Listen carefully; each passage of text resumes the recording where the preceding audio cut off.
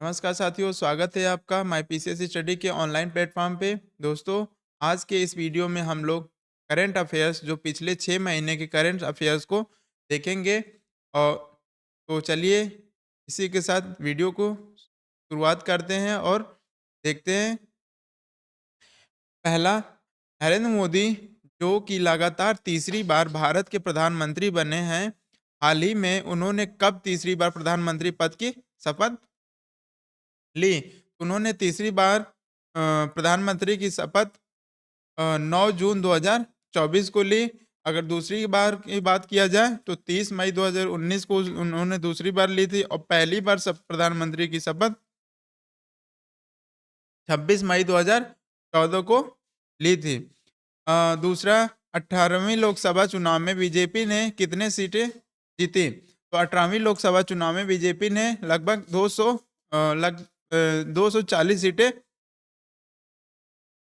जीती थी। 18वीं लोकसभा चुनाव में बीजेपी ने कितनी सीटें जीती? 18वीं लोकसभा में 293 सीटें जीती थी, जो कि इस बार घट के 240 सीटें हो गई हैं। हाल ही में नरेंद्र मोदी भारत के कौन से प्रधानमंत्री बने हैं?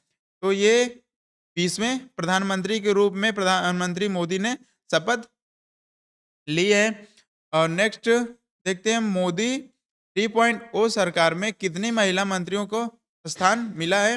तो मोदी सरकार 3.0 में महिला मंत्री को 7 महिला मंत्रियों को स्थान मिला है, जिनमें एक भी मुस्लिम मंत्री नहीं है।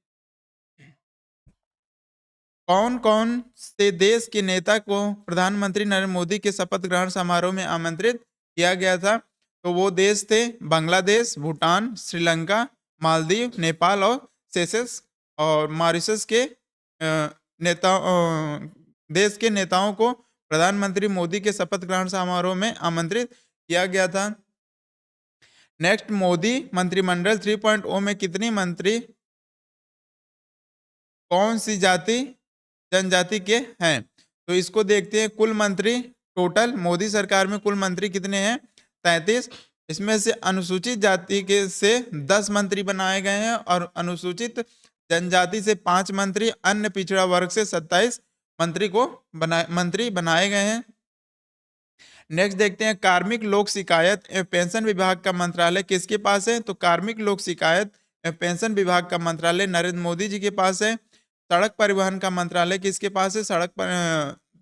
परिवहन मंत्रालय नितिन गडकरी जी के पास है। जिस तरह राजनाथ सिंह जी के पास रक्षा मंत्रालय है, अमित शाह जी के पास कारिता मंत्रालय है, निर्मला सीतारमण जी के पास वित्त एवं कारपोरेट मंत्रालय है, मनसुख जी के पास स्वास्थ्य एवं परिवार कल्याण मंत्रालय है, उसी प्रकार एस जयशंकर जी के पास कौन सा मंत्रालय है? तो एस जयशंकर जी के पास विदेश मंत्रालय है, वो विदेश मंत्री हैं।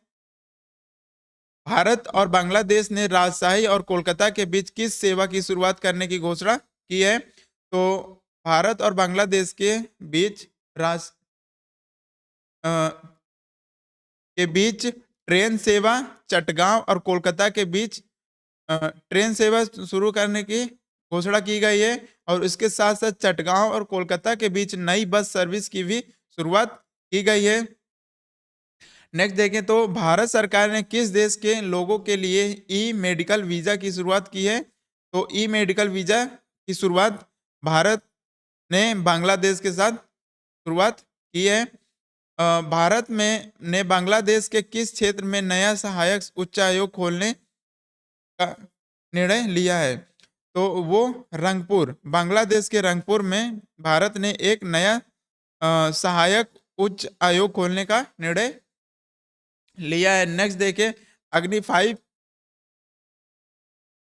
5 जो कि भूमि आधारित नाभिकीय क्षमता सक्षम प्रक्षेपास्त्र है, यह ठोस इंजन वाली 3 चरणों की मिसाइल है। इसकी अनुमानित रेंज 5000 से 5500 किमी से अधिक है। यह कब लॉन्च की गई थी? तो यह लॉन्च की गई थी मार्च 2024 में भारत के MIRV प्रौद्योगिकी से। 18वीं लोकसभा चुनाव के बाद एनडीए सरकार में किस दल की भूमिका महत्वपूर्ण हो गई है? तो 18वीं लोकसभा चुनाव के बाद एनडीए सरकार में तेलुगु देशम पार्टी और जनता दल की भूमिका महत्वपूर्ण हो गई है। नेक्स्ट देखें तो एनडीए ने 18वीं लोकसभा चुनाव में कुल कितने सीटें जीती हैं? तो 293 सीटें। इसको हम लोगों ने ऊपर भी देखा था। तो 18वीं लोकसभा में 293 सीटें जीती थी। विश्व रेड क्रॉस दिवस कब मनाया जाता है? विश्व रेड क्रॉस दिवस 8 मई को मनाया जाता है। हिंदी पत्रकारिता दिवस कब मनाया जाता है? हिंदी पत्रकारिता दिवस 30 मई को मनाया जाता है। 30 मई 1826 को उद्यंतम मार्तंड की शुरुआत कोलकाता में की गई थी। यह भारत में प्रकाशित होने वाला पहला हिंदी भाषा का समाचार पत्र है। तभी से प्रत्येक वर्ष 30 मई को हिंदी पत्रकारिता दिवस के रूप में मनाया जाता है। सूरत निर्वाचन क्षेत्र से भाजपा के किस उम्मीदवार ने 18वीं लोकसभा हेतु निर्विरोध निर्वाचन प्राप्त किया है? तो वो है मुकेश दलाल, जो कि 18वीं लोकसभा में सूरत से निर्विरोध चुने गए हैं। 18वीं लोकसभा में सबसे युवा सांसद कौन है और उनकी आयु कितनी है? तो 18वीं लोकसभा में सबसे युवा सांसद पुष्पेंद्र सरोज हैं, 25 वर्ष 3 माह के, जो कि समाजवादी पार्टी से संबंधित हैं। यह कौशाम्बी उत्तर प्रदेश से निर्वाचित हुए हैं। 18वीं लोकसभा चुनाव में इंदौर से भाजपा के कौन से उम्मीदवार ने रिकॉर्ड मतों से के अंतर से जीत हासिल की? तो वो है शंकर लाल वाणी। लगभग 11,75,000 यानी 11,07,75,92 मतों से उन्होंने इस चुनाव को जीता है। 18वीं लोकसभा चुनाव में सबसे कम अंतर से जीत हासिल करने वाले उम्मीदवार कौन है और किस पार्टी के हैं? तो सबसे कम अंतर से जीतने वाले वो रविंद्र वायकर हैं, जो 48 मतों से जीते हैं, शिवसेना के हैं वो। नेक्स्ट अगर देखा जाए, हाल ही में हुए लोकसभा चुनाव में कश्मीर के बारामूला सीट से किस निर्दलीय उम्मीदवार ने जीता? कश्मीर के बारामूला से अब्दुल राशिद 2 लाख वोटों से उमर अब्दुल्ला को हराया है। और नेक्स्ट 18वीं लोकसभा के लिए निर्वाचित महिला सांसदों की संख्या कितनी है? तो 18वीं लोकसभा में निर्वाचित हुई महिला सांसदों की संख्या 74 है, जिसमें से 30 बीजेपी की हैं, 14 कांग्रेस की हैं, 3 डीएमके की हैं, 4 एसपी की हैं, 11 टीएमके की हैं और 2 जेडीयू और 1 एलजेपी की हैं। 17वीं लोकसभा के लिए निर्वाचित महिला सांसदों की संख्या कितनी है? तो 17वीं लोकसभा में 78 थी, जो कि 18वीं लोकसभा में घटकर 74 हो गई है महिलाओं की संख्या। 18वीं लोकसभा का गठन 24 जून 2024 को हुआ था। 18वीं लोकसभा को प्रोटेम स्पीकर किसे चुना गया था? तो प्रोटेम उस समय 18वीं लोकसभा में protem speaker Bhartruhari Mahtab BJP के जो थे उनको चुना गया। 18वीं लोकसभा के अध्यक्ष कौन निर्वाचित हुए हैं? तो 18वीं लोकसभा के अध्यक्ष ओम बिरला, जो 17वीं लोकसभा के भी अध्यक्ष भी ओम बिरला ही थे, उनको चुना गया है। तो कंटिन्यू ये दूसरी बार लोकसभा अध्यक्ष चुने गए हैं। अरुणाचल प्रदेश विधानसभा चुनाव 2024 में भाजपा ने कितनी सीटें जीती? अरुणाचल प्रदेश विधानसभा में भाजपा ने 46 सीटें जीती। 2019 के विधानसभा चुनाव में भाजपा ने 41 सीटें जीती थी, जिसमें इस चुनाव में 5 सीटें का इनको इजाफा हुआ है। नेक्स्ट, सिक्किम विधानसभा चुनाव 2024 में एसकेएम सिक्किम असेंबली इलेक्शन और एसडीएफ सिक्किम डेमोक्रेटिक फ्रंट ने कितनी सीटें मिली हैं? तो एसकेएम को 31 सीटें और एसडीएफ को 1 सीट मिली है। आंध्र प्रदेश विधानसभा चुनाव 2024 में टीडीपी ने कितनी सीटें जीती? तो वो टीडीपी ने 135। टीडीपी ने एनडीए के नेतृत्व में सत्ता में वापसी की है। आंध्र प्रदेश विधानसभा के लिए मतदान 13 मई 2024 को एक चरण में संपन्न हुआ था। आंध्र प्रदेश के मुख्यमंत्री कौन बने? तो आंध्र प्रदेश के मुख्यमंत्री चंद्रबाबू नायडू लगातार तीसरी बार आंध्र प्रदेश के मुख्यमंत्री बने हैं।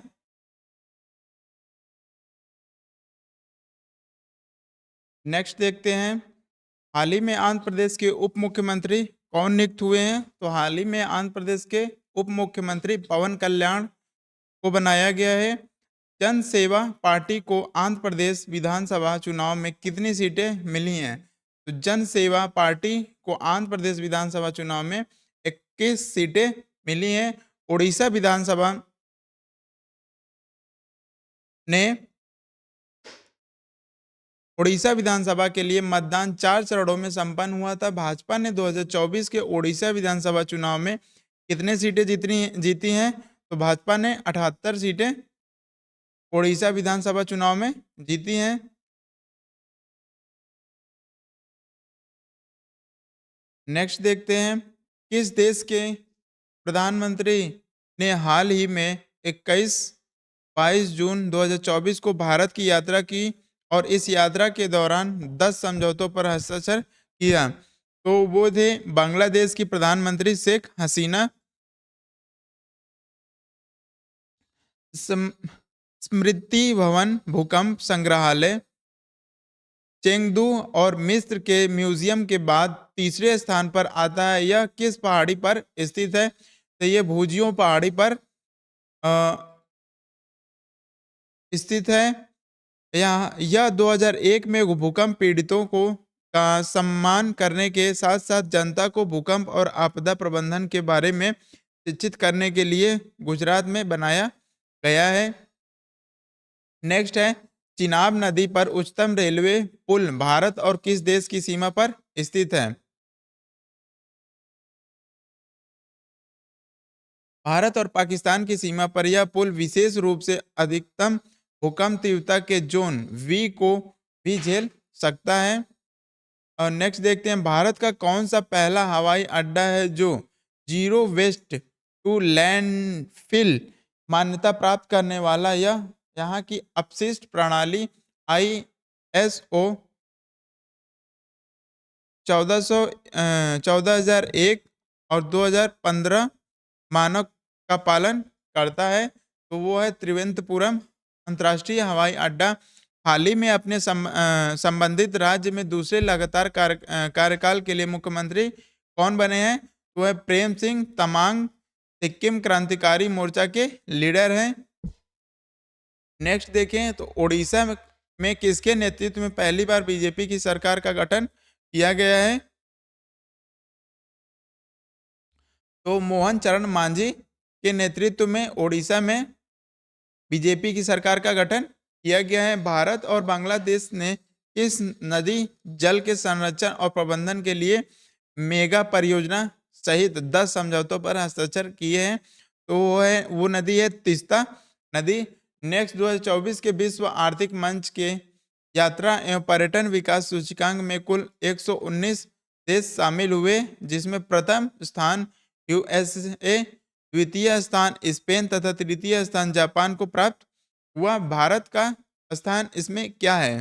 तो भारत का 39वां स्थान इसमें प्राप्त हुआ। इस सूचकांक में 2001 में भारत का 54वां स्थान प्राप्त हुआ था और इस बार 29वां स्थान प्राप्त हुआ। हाल ही में अप्रैल 2024 में किस सार्वजनिक क्षेत्र की कंपनी को नवरत्न कंपनी का दर्जा प्रदान किया गया है?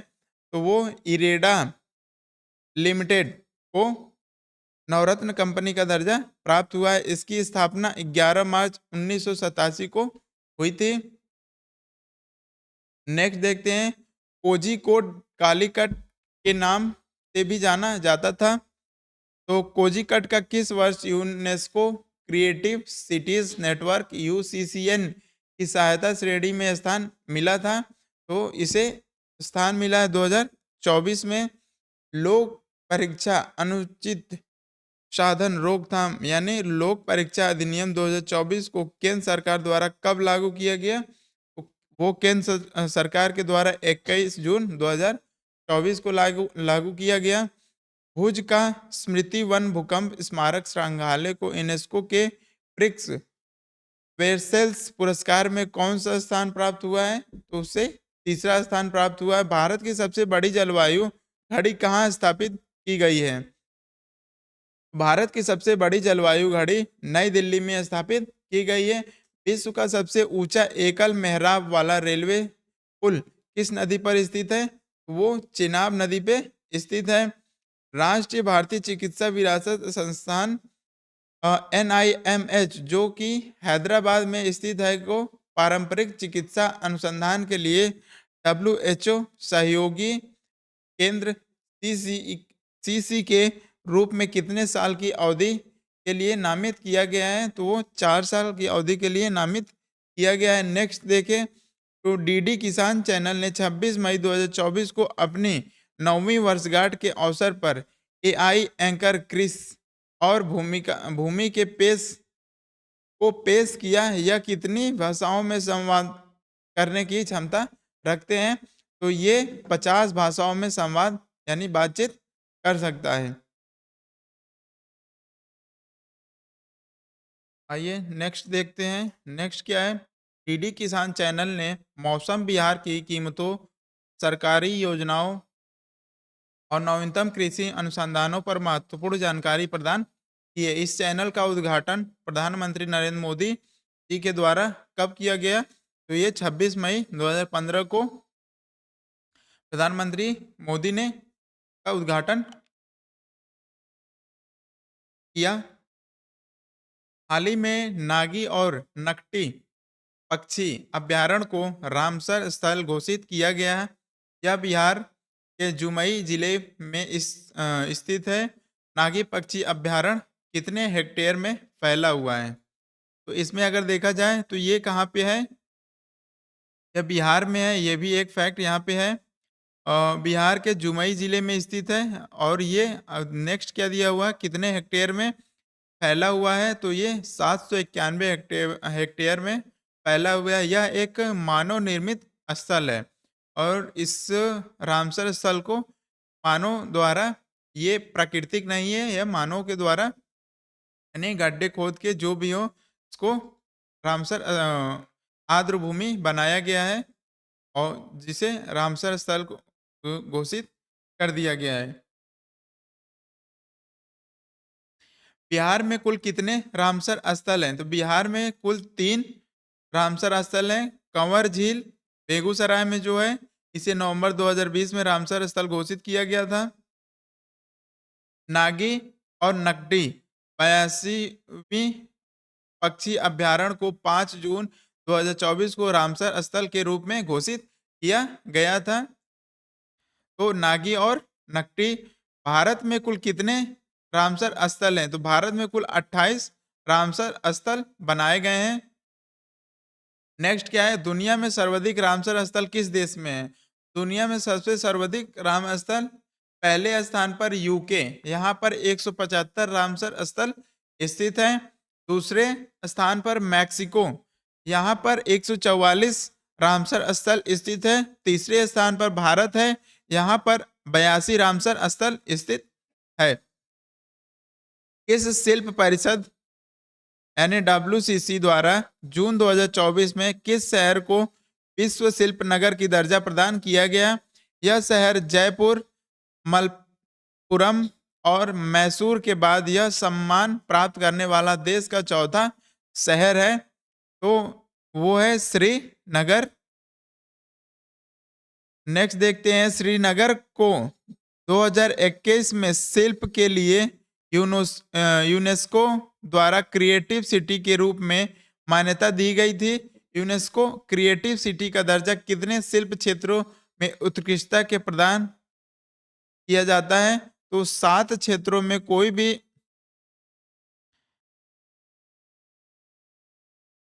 7 क्षेत्रों में शिल्प और वो कौन कौन सा है? 7 क्षेत्र: शिल्प, लोक कला, मीडिया कला, फिल्म डिजाइन, गैस्ट्रोनॉमी, साहित्य और संगीत। इन 7 क्षेत्रों में श्रीनगर को क्रिएटिव सिटी के रूप में मान्यता दी गई है। यूनेस्को की विश्व स्मृति रजिस्टर में कुल 20 दस्तावेजों को शामिल किया गया। इसमें से कितने भारत से हैं? तो इसमें से 4 भारत से हैं। पहला रामचरितमानस, दूसरा पंचतंत्र और तीसरा हृदय लोचन और सुल्तान का सपना। इन चारों को विश्व स्मृति रजिस्टर में के दस्तावेज में शामिल किया गया है। नेक्स्ट है यूनेस्को की विश्व स्मृति रजिस्टर की बैठक 2024 में कहाँ हुई? तो यूनेस्को की ये विश्व स्मृति रजिस्टर की बैठक उलान बटोर में हुआ था। नेक्स्ट 2023 की पहली छमाही में इंटरनेट शटडाउन से भारत को कितने बिलियन डॉलर का नुकसान हुआ? एक दिन का शटडाउन देश में 379 लोगों को बेरोजगारी की ओर धकेल धकेल सकता है। 379 लोगों को बेरोजगारी की ओर धकेल सकता है अगर एक दिन का भी इंटरनेट शटडाउन हो गया तो। वो 1.9 बिलियन का एक दिन के इंटरनेट शटडाउन से 1.9 बिलियन का नुकसान हुआ था भारत को। भारतीय वायुसेना द्वारा भीष्म पोर्टेबल अस्पताल की परीक्षण आगरा में किया गया। भीष्म पोर्टल अस्पताल का विकास किस मंत्रालय द्वारा किया गया है? तो भीष्म पोर्टल अस्पताल का विकास रक्षा मंत्रालय और स्वास्थ्य और परिवार कल्याण मंत्रालय के द्वारा किया गया है। भीष्म पोर्टल अस्पताल में एक्सरे, खून की जांच, ऑपरेशन थिएटर व वेंटिलेटर जैसी सुविधाएं शामिल हैं। भीष्म पोर्टेबल अस्पताल का वजन कितना है? तो भीष्म पोर्टल अस्पताल का वजन है 720 किग्रा। इसे घन के आकार में बनाया गया है। नेक्स्ट पीरुल लाओ पैसे पाओ मिशन उत्तराखंड के रुद्रप्रयाग जिले से शुरू किया गया है। इस मिशन का संचालन किस बोर्ड द्वारा किया जा रहा है? तो इस मिशन का संचालन उत्तराखंड पॉल्यूशन कंट्रोल बोर्ड के द्वारा किया जा रहा है। पीरुल लाओ और पैसे पाओ ये अभियान क्या है, थोड़ा इसके बारे में देख लेते हैं। उत्तराखंड सरकार की एक पहल है जिसका मकसद जंगल में आग लगने से रोकना है। इस अभियान के तहत स्थानीय लोग और युवा जंगल से सूखी पिरूल यानी चीड़, देवदार के पेड़ों की पत्तियां इकट्ठा करके निर्धारित संग्रहण केंद्रों तक ले जाते हैं। इसके लिए उन्हें प्रति किलो 50 रुपए का भुगतान किया जाता है जो सीधे उनके बैंक खाते में भेजा जाता है। एकत्रित पिरूल को पैक करके प्रोसेस किया जाता है और इसे आगे के इस्तेमाल के लिए उद्योगों को बेच दिया जाता है। नेक्स्ट उत्तरकाशी जिले में पिरूल के उपयोग से कितने किलोवाट क्षमता की बिजली संयंत्र स्थापित किया गया है? तो 25 किलोवाट। उत्तरकाशी जिले में पिरूल के उपयोग से कितने किलोवाट क्षमता का बिजली संयंत्र स्थापित किया गया है? ऊपर कौन से जिले में पिरूल के उपयोग के कितने किलोवाट क्षमता के बिजली संयंत्र? अब इसमें जिला पूछ रहा है। उत्तरकाशी जिले में पिरूल के उपयोग से कितने किलोवाट क्षमता का बिजली संयंत्र स्थापित किया गया है? तो बिजली संयंत्र स्थापित किया गया है कितने? 113 बिलियन यूनिट का। 2023 में वैश्विक बिजली उत्पाद में सौर ऊर्जा का योगदान 5.5% था। भारत ने वर्ष 2023 में अपने कुल बिजली उत्पादन का कितना प्रतिशत सौर ऊर्जा पैदा किया है? तो वो 5.8 प्रतिशत बिजली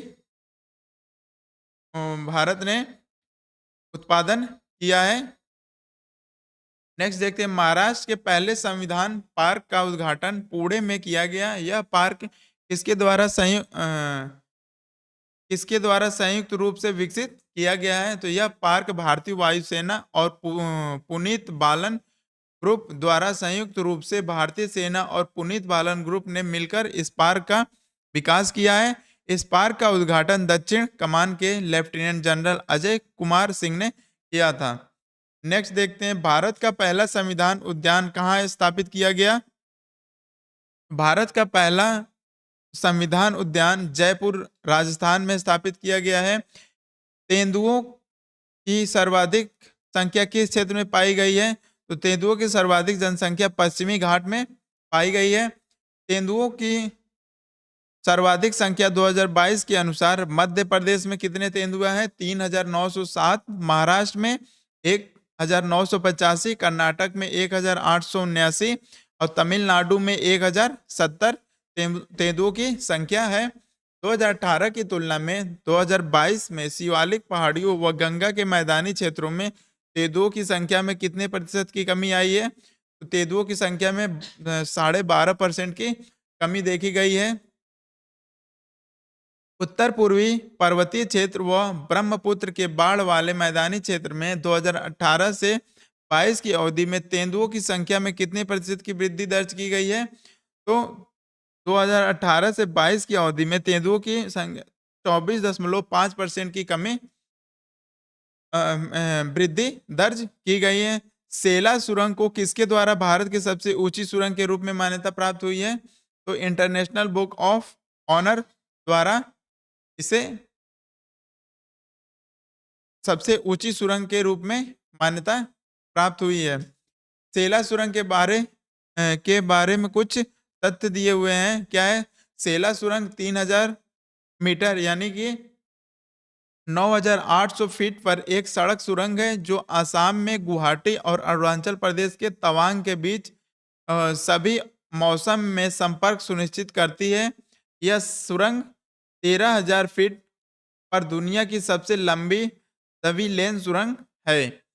कौन सा उपग्रह GSLV F-14 द्वारा प्रक्षेपित किया गया था? तो ये इनसैट 3DS उपग्रह GSLV 14 द्वारा प्रक्षेपित किया गया था। भारत ने 2024-25 के लिए यूनेस्को की विश्व विरासत सूची में नामांकित किया गया है। वो मराठा सैन्य परिदृश्य को यूनेस्को की विश्व विरासत सूची में नामांकित किया गया है। नेक्स्ट है, वर्तमान में भारत में कुल कितने विश्व धरोहर स्थल हैं? तो वर्तमान में भारत में कुल 42 विश्व धरोहर स्थल हैं, जिसमें से 35 सांस्कृतिक, 7 प्राकृतिक और 1 कंचनजंगा राष्ट्रीय उद्यान मिश्रित प्रकार का है। मिश्रित प्रकार के स्थल सांस्कृतिक और प्राकृतिक दोनों गुणों के लिए सूचीबद्ध होते हैं। नेक्स्ट अगर देखा जाए तो फारसी भाषा को शास्त्रीय भाषा का दर्जा देने का उद्देश्य किसके साथ सांस्कृतिक संबंधों को गहरा करना है? तो वो फारसी भाषा को शास्त्रीय भाषा का दर्जा देने का उद्देश्य ईरान के साथ सांस्कृतिक संबंधों को गहरा करना है। यानी ईरान सिप्री सिप्री की अप्रैल 2024 की रिपोर्ट के अनुसार 2023 में अमेरिका का कुल सैन्य खर्च कितने अरब डॉलर था? तो अमेरिका का कुल सैन्य खर्च 916 अरब डॉलर था। यानी अमेरिका ने सैन्य पे यानी सैनिकों पे खर्चा कितना किया? 916 अरब डॉलर। सिप्री की अप्रैल 2024 की रिपोर्ट के अनुसार 2023 में चीन का कुल सैन्य खर्च कितना अरब डॉलर था? तो चीन ने अपने सैन्य पे कितना डॉलर पैसा खर्चा किया? तो 296 अरब डॉलर। 2024 के विश्व प्रेस स्वतंत्रता सूचकांक में भारत का कौन सा स्थान है? तो विश्व के प्रेस स्वतंत्रता सूचकांक में भारत का 159वां स्थान है। 2023 में 61वां था और इस बार 2024 में 159वां स्थान आ गया है। हाल ही में किस देश ने भारतीय छलक दल से युक्त एक पुर्तगाली ध्वज वाले मालवाहक पोत MS एरीज को सुरक्षा कारणों से हिरासत में लिया, क्योंकि यह जहाज अपने रडार को बंद करके ईरानी जल क्षेत्र में प्रवेश किया था। इस जहाज के चालक दल को 25 सदस्यों में से 13 भारतीय थे। तो वो कौन सा देश था? तो वो है ईरान। नेक्स्ट है 1950 से 2015 की अवधि में भारत में हिंदू जनसंख्या का अनुपात 7.82% से घटकर कितने प्रतिशत रह गए हैं? तो 78.6% आके हिंदुओं की जनसंख्या का अनुपात रह गया, जबकि भारत में मुस्लिम जनसंख्या का अनुपात 4.25% बढ़कर 14.09% हो गया है। ईरान के चाबहार बंदरगाह के शाहिद बेहस्ती टर्मिनल के संचालन अधिकारी कितने वर्ष के लिए भारत को सौंपे गए हैं? तो वो 10 वर्ष के लिए सौंपे गए हैं। नेक्स्ट, भारत का पहला लीज पर लिया गया विदेशी बंदरगाह कौन सा है? तो शाहिद बेहस्ती टर्मिनल। 2023 में भारत का सेवा निर्यात कितना रहा? तो सेवा निर्यात के बारे में बात करें तो वैश्विक जो औसत होता है उस वृद्धि से अधिक सेवा भारत ने सेवा निर्यात किया। 345 बिलियन अमेरिकी डॉलर रहा, जो पिछले साल के मुकाबले 11.4% ज्यादा है।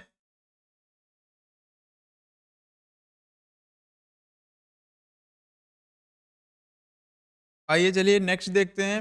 2023-24 में देश की जीडीपी में वृद्धि सभी पूर्वानुमानों के कितनी अधिक रही? तो ये 8.2% अधिक रही। किस राज्य सरकार ने 2070 तक नेट जीरो लक्ष्य को प्राप्त करने की दिशा में कार्य करते हुए लो कार्बन एक्शन प्लान पहल प्रारंभ की है? तो वो है कर्नाटक, जो 2070 तक नेट जीरो के लक्ष्य को प्राप्त कर लेगा, ऐसी इसने घोषणा की है। विजडेन के क्रिकेट सम्मान 2024 में अ, किस क्रिकेटर को ऑस्ट्रेलियाई खिलाड़ी को कप्तान नामित किया गया है? तो वो पैट कैमिंस को कप्तान बनाया गया है।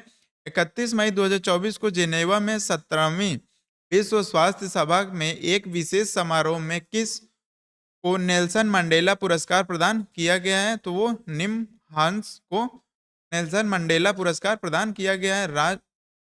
नेक्स्ट देखें तो राष्ट्रीय मानसिक जांच एवं स्नायु विज्ञान संस्थान निम्हांस कहाँ स्थित है? तो ये बेंगलुरु में स्थित है। 3 नए कानूनों में संशोधन के बाद 1860 में बने इंडियन पिनल कोड की जगह अब भारतीय न्याय संहिता 2023 और 1898 में बने सीआरपीसी की जगह अब भारतीय नागरिक सुरक्षा संहिता 2013 और 1872 में बने इंडियन एविडेंस कोड की जगह अब भारतीय साक्ष्य संहिता 2023 हो गया है। इसे कब लागू कर दिया गया? तो इसे 25 दिसंबर 2023 को राष्ट्रपति की मंजूरी के बाद इन तीनों नए कानूनों को लागू कर दिया गया। हाल ही में पारित किए गए केंद्रीय वस्तु एवं सेवा कर द्वितीय वस्तु एवं सेवा कर द्वितीय संशोधन विधेयक 2023 में अपीलीय अधिकरण के अध्यक्ष की आयु सीमा 67 से बढ़ाकर 70 वर्ष और सदस्यों की आयु सीमा 65 से बढ़ाकर कितने वर्ष की जाने के प्रावधान है? वो 67 वर्ष। केंद्रीय वस्तु एवं सेवा कर द्वितीय संशोधन विधेयक 2023 में विधेयक में न्यायाधिकरण के सदस्यों के लिए न्यूनतम आयु कितने वर्ष तक की गई है? तो 50 वर्ष की गई है। नेक्स्ट, भारत की पहली 6 लेन स्टील स्लैग आधारित सड़क का निर्माण किस राष्ट्रीय राजमार्ग का भाग है? तो NH6 पे ये बनाया जा रहा है। नीति आयोग के achievers of development program ADP ranking के अनुसार निम्नलिखित में से कौन सा जिला प्रथम स्थान पर है? तो वह है रायगढ़ जिला, जो कि ओडिशा में है। वॉल ऑफ फ्रेम किसके द्वारा जारी प्रमाण पत्र है? तो वो वर्ल्ड ऑफ फ्रेम नीति आयोग के द्वारा जारी किया गया एक प्रमाण पत्र है। हाल ही में प्रधानमंत्री नरेंद्र मोदी ने तीर्थ स्थलों पर स्वच्छता को बढ़ावा देने के लिए कौन सी पहल शुरू की है? तो स्वच्छता का बढ़ावा देने के लिए स्वच्छ मंदिर अभियान अ, स्वच्छ मंदिर अभियान पहल की शुरुआत की है। डॉक्टर कपिल दुआ हाल ही में चर्चा में रहे या किस चिकित्सा क्षेत्र के विशेषज्ञ हैं? तो डॉक्टर कपिल दुआ हेयर ट्रांसप्लांट सर्जरी के चिकित्सक क्षेत्र के विशेषज्ञ हैं। उस पर्वतारोही का नाम बताइए जो माउंट एवरेस्ट पर चढ़ाई करने वाली पहली सबसे युवा पर्वतारोही बन गई हैं। तो वो है कामयाब कीर्ति केयन। इस माउंट एवरेस्ट की चढ़ाई के अभियान में उनके पिता भी उनके साथ रहे हैं, यानी कामयाब कीर्ति केयन के साथ उनके पिता भी इस माउंट एवरेस्ट के पर चढ़ाई के साथ साथ रहे और ये देश की सबसे युवा पर्वतारोही बन गई हैं। इस अभिनेत्री का नाम उस अभिनेत्री का नाम बताइए जिसे हाल ही में यूनिसेफ इंडिया ने अपने राजदूत नामित किया है और वह सेलिब्रिटी एडवोकेट के तौर पर भी काम कर चुकी हैं। तो करीना कपूर जो हैं उनको यूनिसेफ इंडिया ने अपने राजदूत नामित किया है और उन्हें ब्रांड एम्बेसडर बनाया है। किस को नेशनल एरोनॉटिकल्स और स्पेस एडमिनिस्ट्रेशन के हॉल ऑफ फेम में प्रवेश दिया? तो वो है मुनीब अमीन भट्ट ने। हाल ही में संयुक्त राष्ट्र संघ में कार्यरत भारत के पहली महिला स्थायी प्रतिनिधित्व सेवा निवृत्त हो गई, वो है रुचिरा कंबोज। तो नेक्स्ट है एक ही मौसम में 2 बार माउंट एवरेस्ट और माउंट लोगो से पर चढ़ाई करने वाली पर्वतारोही बने सत्यदीप गुप्ता, जो कि ये एक ही मौसम में 2 बार माउंट एवरेस्ट पे चढ़ने का रिकॉर्ड बनाए हैं। नेक्स्ट है 13 दिन के अंदर माउंट एवरेस्ट पर 3 बार सफल चढ़ाई करने वाली दुनिया की पहली महिला बनी नेपाली पर्वतारोही पूर्णिमा श्रेष्ठ। सबसे ज्यादा उम्रदराज महिला जो कि माउंट एवरेस्ट पर चढ़ी हैं वो है ज्योति राते। मालवा की मीरा के नाम से लोकप्रिय पद्मश्री विजेता किस लेखिका का 2024 में निधन हो गया? वो है मालती जोशी। पद्म भूषण तथा पद्म विभूषण पुरस्कार विजेता किस कानून विशेषज्ञों का निधन फरवरी 2024 में हुआ? तो फैली सैम नरीमन। इंडिया गेट पर स्थापित सुभाष चंद्र बोस की 30 फीट ऊंची मूर्ति को किसके द्वारा बनवाया गया? तो है अरुण योगी राज ने सुभाष चंद्र बोस की 30 फीट ऊंची मूर्ति को बनवाया है। अरुण योगीराज किस राज्य के निवासी हैं? तो अरुण योगीराज मैसूर यानी कि कर्नाटक के निवासी हैं। साइमा वाजी जिन्हें विश्व स्वास्थ्य संगठन के दक्षिण पूर्व एशिया की क्षेत्रीय निदेशक के रूप में नियुक्त किया गया है, वह किस देश की निवासी हैं? वो बांग्लादेश की निवासी हैं। प्रभा आत्रे को 3 पद्म पुरस्कार प्राप्त हुए हैं, यह किस घराने का प्रतिनिधित्व करने वाली हैं? तो ये किराना घराना को प्रतिनिधित्व करने वाली है। उत्तर प्रदेश के निवासी मुनव्वर राणा जो कि उर्दू के प्रसिद्ध कवि थे, हाल ही में कब इनका निधन हो गया? तो इनका निधन 14 जनवरी 2024 को हुआ। नेक्स्ट देखते हैं माँ किस उर्दू कवि की प्रसिद्ध कविता है?